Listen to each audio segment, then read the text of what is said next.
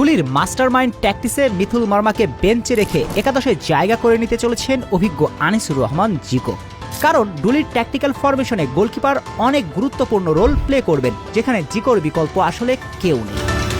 চলুন জানা যাক ডুলির ট্যাকটিসে কিভাবে মিথুল মার্মার পরিবর্তে গোলবারে জায়গা করে নিতে চলেছেন জিকো। ডুলি দায়িত্ব নিয়ে টিম ম্যানেজমেন্টকে কড়া বার্তা দিয়েছিলেন তার দলে অভিজ্ঞ গোলকিপার চাই, কারণ ডুলির প্রেসিং ফুটবল ট্যাকটিসে গোলকিপার সুইপার কিপারের রোল প্লে করে। ডুলির দল যখন প্রেসিং ফুটবল খেলে তখন ডিফেন্স লাইন অনেক উপরে উঠে যাবে, এর ফলে ডিফেন্ডারদের পেছনে এবং গোলপোস্টের সামনে বিশাল ফাঁকা জায়গা তৈরি হয়।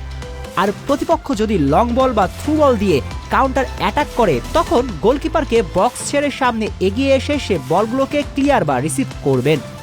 গোলকিপারের এই রোলকে ফুটবলীয় ভাষায় সুইপার কিপার বলা হয়। আর সুইপার কিপারের রোল প্লে করতে প্রয়োজন অভিজ্ঞতা।